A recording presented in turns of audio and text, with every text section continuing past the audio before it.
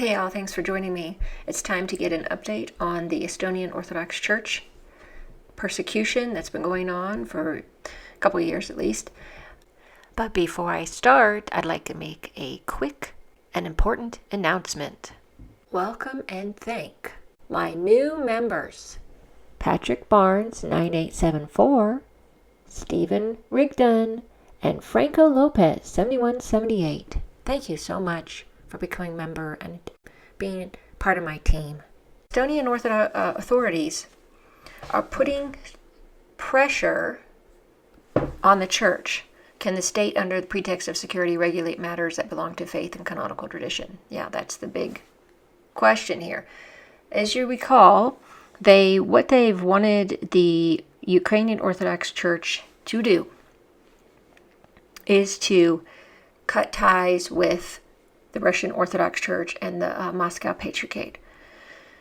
And several times the abbess of the monastery there, that they've been harassing about that, and other churches, they basically say they cannot do that. It's a canonical issue. You cannot just break away without consequences in the church structure and the church itself and the spiritual dimensions to it. Now, they're basically saying, they're giving them an ultimatum, distance yourself from the Moscow Patriarchate or Russian Orthodox Church, or cease your activities.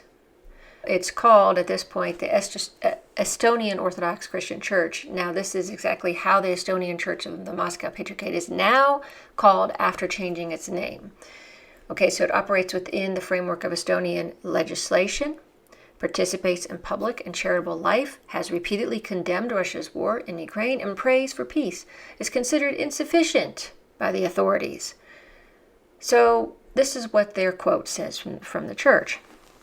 If the authorities have concrete evidence of unlawful activity by the church as a whole or its individual structures, they have every right to punish such activity and demand that it ceases. However, canonical subordination in itself clearly does not fall into this category. Therefore, the actions of the Estonian authorities appear as an interference in the canonical sphere of the church's life. Yes, this is the key issue, folks. It's a big issue, all right?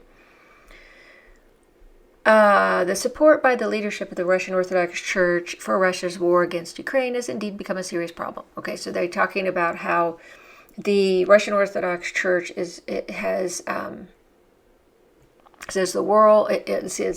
March 2024, the World Russian People's Council, under the chairmanship of Patriarch Kirill, declared that, quote, "The special military operation is a sacred war in which Russia and its people, defending the unified spiritual space of Holy Rus, fulfill the mission of the restrainer."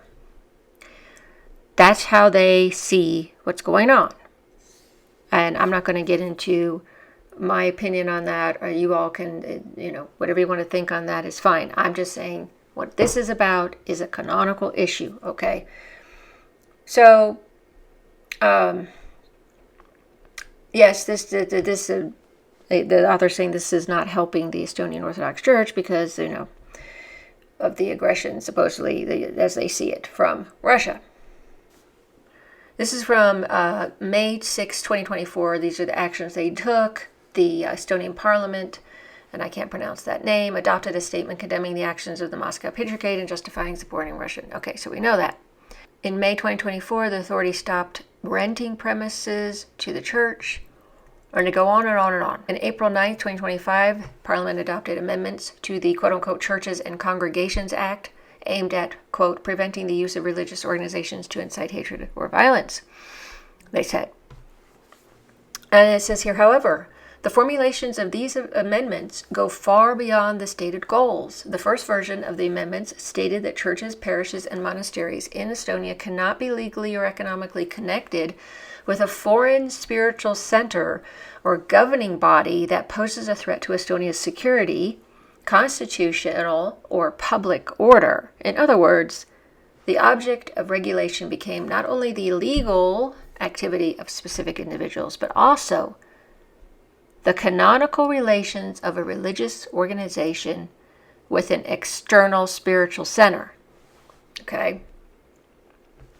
The law also provided for a mechanism whereby a parish or monastery could adopt a new statute and make changes to the registry without the consent of church leadership if such consent was unrealistic to obtain, quote unquote.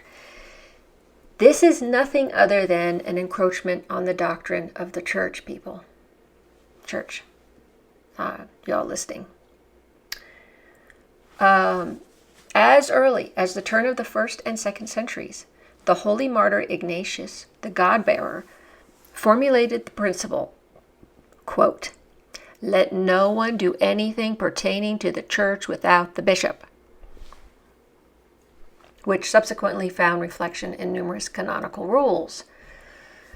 So here's these other amendments. So on April 24th, 2025, Estonian President Alar Karas returned the law to Parliament, stating that the amendments restrict freedom of association and religion and contradict Articles 40, 48, and 11 of the Constitution.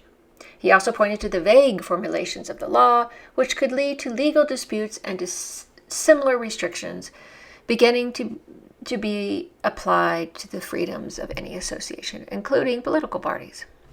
Well, the problem in the president's opinion is not the absence of legal instruments to neutralize not hostile influence, but their application.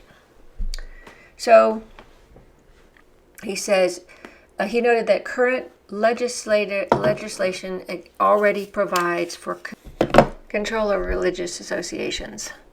And Estonia's criminal code already contains articles providing for responsibility for hostile influence operations and spreading disinformation in the interests of a foreign organization.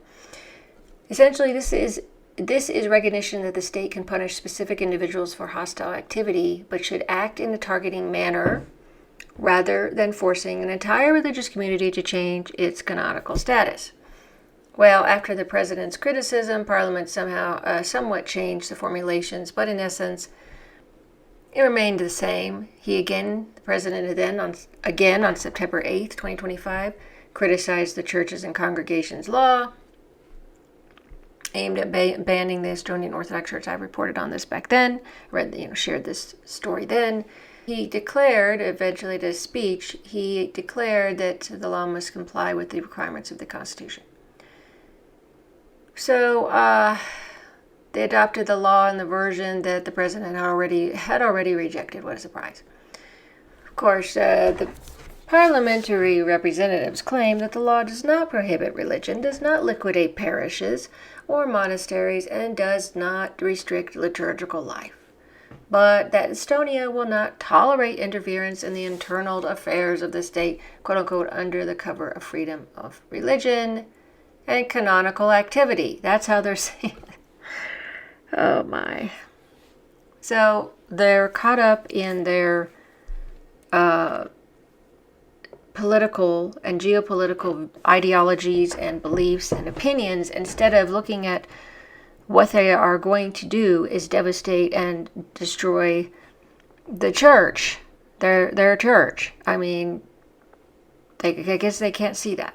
So the case is still, as of today, the case is concerning the unconstitutionality of this law is before the Supreme Court of Estonia, which on 19 February 2026 announced that due to fundamental disagreements, the case has been referred to the full bench of the court, and a decision will be published no later than June 2026. Obviously, the Estonian Orthodox Christian Church rejected accusations that its activities are coordinated with Moscow. The church's statement says that its internal life, administrative decisions, and pastoral activity are carried out independently without external guidance from Moscow Patriarchate structures. So as I said, they renamed the autocephalous, but that was never enough. It did not solve the issue. From the state's point of view, canonical ties with the Moscow Patriarchate can already in itself testify to hostile activity. This is a real issue here, guys. That's just, the state really shouldn't be telling the church, how their structure works, and such things as canonical issues, in my opinion. So, and from the church's point of view, like they said, abandoning this connection means violating the canonical order. Yes. So they had collected, the Orthodox believers, they collected more than 4,000 signatures under an appeal to this, well, I can't pronounce that. This is the main argument of the believers. Canonical connection with the Mother Church is not an administrative formality, but part of religious identity. Therefore, forced severance of canonical ties and transition under another jurisdiction means destruction of the church to which they belong. I'm going to say that again. This is very important. Canonical connection with the Mother Church is not an administrative formality, but part of religious identity. Therefore, forced severance of canonical ties and transition under another jurisdiction means destruction to the church to which they belong. This is very harmful for the people. The controversial rhetoric of the head of the Russian Orthodox Church cannot be sufficient grounds for fundamental change in the legal status of the entire Estonian Orthodox Christian Church. Yes, this makes perfect sense if you're not looking at it from some political, geopolitical, worldly view. But if you're looking at it from a spiritual view, this is the correct way to look at it. That's what I think. For ordinary believers, discussions around the aforementioned law are not about Moscow or politics, but about the right of a large number of Estonia's residents to preserve their religious continuity without political pressure. On December 15, 2025, they stated that legislative and administrative measures against the Estonian Orthodox Christian Church, that's the UN that said this, may be inadmissible restriction of freedom of religion and minority rights. According to them, the UN, quote, canonical identity, church hierarchy, and spiritual belonging are constituent parts of freedom of religion and are fully protected by international law. Yeah, this should be a no-brainer, okay? What is especially important, the UN experts directly stated, quote unquote, this is a very important line. National security is not an admissible basis for restricting freedom of religion or belief. And it's funny because the Ukrainian government says the same thing to the Ukrainian Orthodox Church. It's a matter of national security. They always use that as an excuse. We use it as our government uses it as an excuse. Every government that's trying to do what they want to do, they use that as an excuse, don't they? They also challenged a whole range of discriminatory actions by Estonian authorities. Cessation of state funding, exclusion of the Estonian Orthodox Christian Church from the consultation process, restrictive decisions on residence permits for clergy, termination of long-term lease of church premises in Tallinn, sharp increase in insurance payments for the Putitsa monastery, that's the one I told you about with the abbess they were harassing, as well as deportation or de facto removal of clerics without sufficient grounds. Yeah, they're trying everything. Canonical connection is not just a legal formulation. Yeah. The Estonian authorities insist that this is not about banning orthodoxy. The whatever that word is, statement on May 6, 2024 specifically emphasized the decision concerns the Moscow Patriarchate as an institution and governing body, not people following the Orthodox tradition. Okay. However, the believers themselves, this provision does not remove the problem. In practice, they are required not merely to refrain from supporting the war, spreading propaganda, or breaking the law. They are being asked to change the ecclesiastical connection That has historically shaped the church identity of the Estonian Orthodox Church. I can't stress to you how crucial this information is right here. The statement by Orthodox believers in Estonia, which they submitted to the UOJ editorial office, says directly, the canonical connection with the Mother Church is part of religious identity, not an administrative decision. A forced transfer under the jurisdiction of another patriarchate would mean for many that the church is no longer what it has been for centuries, and may even no longer be able to be considered a church. According to the abbess at the Putitsa Monastery, Mother Filaretta, the new law actually forces the Estonian Orthodox Christian Church to move to the jurisdiction of the Constantinople Patriarchate. Gee, if you know my series on the EP, boy, this sounds like just like it that they would be doing that. Firstly, the Greek ecclesiastical tradition differs significantly from that of the Estonian Orthodox Church, meaning that believers would have to reshape many aspects of their life, roughly speaking, to force themselves into a completely different form. Secondly, the Ecumenical Patriarchate of Constantinople, through its intervention in church affairs in Ukraine and its promotion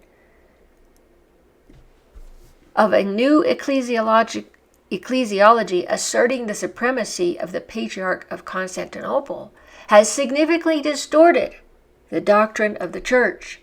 Therefore, many consider it unacceptable to be under this jurisdiction precisely because of these doctrinal disagreements.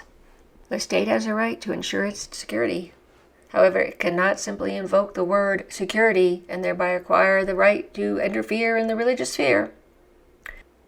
This is precisely what the Estonian authorities are now attempting to do. If they succeed, it will set a dangerous precedent and establish the principle that the state may interfere in matters of doctrine under a contrived pretext. Let us imagine that the state will itself decide which spiritual tradition is dangerous, which language is suspicious, which historical memory is undesirable, and which religious identity requires correction. Any religious communities with external spiritual centers could be under threat. Orthodox believers of different jurisdictions, Catholics, Muslim communities, Protestant international structures. Yes, today aggression comes from Russia, but political circumstances change. Wars begin and end. Allies become opponents. Regimes come and go, but legal instruments once created by the state remain.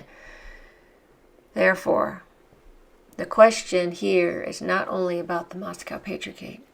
The question is about the freedom of the Church to be the Church, a living community of the faithful, with its own tradition, historical memory, canons, and responsibility before God. So again, and I've said this, I have shared this story on the Estonian Orthodox Church for quite a while now, for the past year, and each time it's that same core issue. Break the canonical connection, the state says. Change your church structures, break ties, so that churches are no longer together and they're not even considered a church anymore. In other words, because of a geopolitical and political and state matter, worldly matter, the Estonian government wants to destroy its own historical church, its own canonical historical church. That is my viewpoint. Obviously, you all may have different opinions on this, but this is how I see it. I thought it was important to share this because of the main point of this persecution on this church. And as you know, this will change after World War III, and the church will come together with its last ecumenical council to fix all these problems. But in the meantime, our Orthodox brethren are suffering, having a really hard time, persecuting them in Estonia, in Ukraine, and other places I'm sure that I didn't think of. Thanks so much for watching. Thanks so much for following my channel. Have a blessed evening.